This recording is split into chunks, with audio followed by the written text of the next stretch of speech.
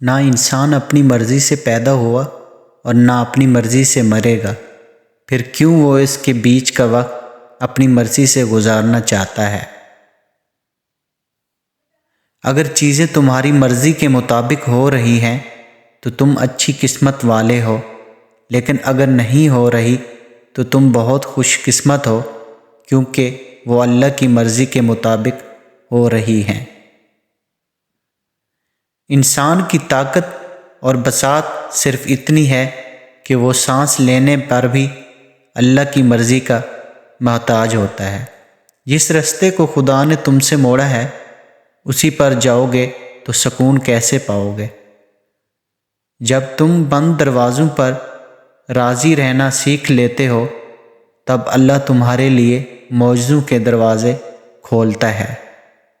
میرے دل کے اطمینان کے لیے اتنا کافی ہے، جو کچھ ہوتا ہے اللہ کی رضا سے ہوتا ہے، بندوں کی رضا سے نہیں۔ جب خدا کی مصلحتیں سمجھ میں آتی ہیں تو دل ضد چھوڑ دیتا ہے۔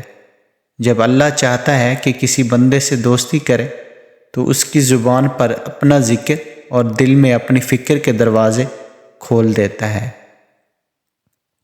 انسان کی مرضی اور اللہ کی مرضی کا فرق کے نام غم ہے۔ جتنا فرق کم ہوگا اتنے غم کم ہوں گے۔ دنیا میں صرف سکون ہوتا تو لوگ اللہ کو بھول جاتے۔ سکون تو صرف ان لوگوں کے پاس ہے جو اللہ کی رضا کو اپنی رضا سمجھتے ہیں۔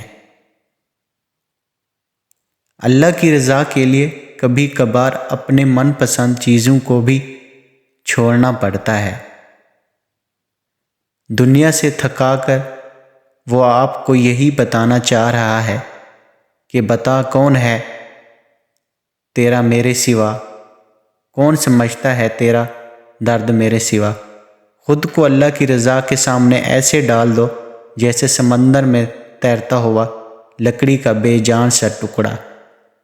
یہ دنیا قرار کی جگہ نہیں، یہاں چین بس اللہ کے ذکر میں ہے، اس شے میں جسے اللہ وجہ تقسیم بنا دے۔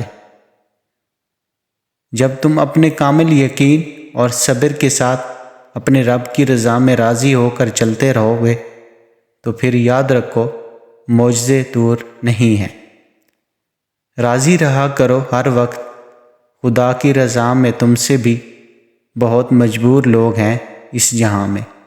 جب اللہ تمہاری کہانی بدلنا چاہتا ہے تب وہ تمہیں تہجد سے نوازتا ہے۔ فرض نمازوں کے بعد تہجد وہ واحد نماز ہے جو اللہ سے کن کہلوانے کی طاقت رکھتی ہے۔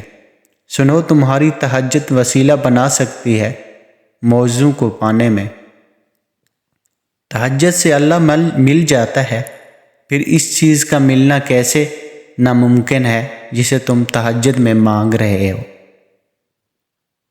تہجد میں آنکھ سے گرنے والا آنسو اکثر دعاؤں کی قبولیت کا وسیلہ بن جاتا ہے۔ حضرت ابو ہریرہ رضی اللہ تعالی عنہ سے روایت ہے کہ رسول صلی اللہ علیہ وآلہ وسلم نے ارشاد فرمایا، جب رات کا آخری تہی حصہ رہ جاتا ہے تو اللہ تبارک و تعالی آسمان دنیا کی طرف نزول فرما کر ارشاد فرماتے ہیں، کوئی ہے جو مجھ سے دعا مانگے اور میں اس کی دعا قبول کروں، کوئی ہے جو مجھ سے سوال کرے اور میں اسے عطا کروں، کوئی ہے جو مجھ سے مغفرت چاہے اور میں اس کی مغفرت کر دوں۔ تہجد پڑھا کریں، کوئی ملے یا نہ ملے اللہ ضرور مل جائے گا۔ تہجد اگر لاڈلی ہے تو اس تک پہنچ جانے والا اللہ کا سب سے لاڈلا بندہ ہے، اور جب لاڈلا فرمائش کرتا ہے تو اسے رد کرنے کی کوئی گنجائش باقی نہیں رہتی۔ تم تہجد تک خود نہیں جاتے بلکہ تہجد کو تم تک لایا جاتا ہے۔ تم سجدوں کو نہیں چنتے بلکہ تمہیں سجدوں کے لیے چنا جاتا ہے۔ میں نے دیکھا ہے تہجد کے نماز پڑھنے کے بعد नामुमकिन को मुमकिन होते हुए। ज़िंदगी में सब कुछ किसी वजह से होता है, गलत होता है ताकि हम सही की कीमत जान सकें।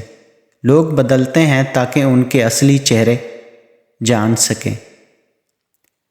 ज़िंदगी में कुछ पल ऐसे आते हैं जिन्हें हम चाह कर भी अपनी याददाश्त से नहीं मिटा सकते।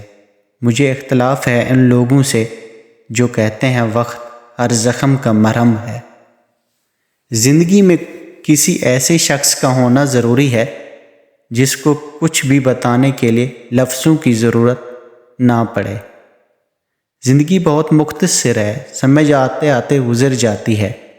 दिल में कोई बात ना रखें, ना झगड़े तवील होने दें, माफ़ कर दें, क्योंकि माफ़ करना अल्लाह को पसंद है।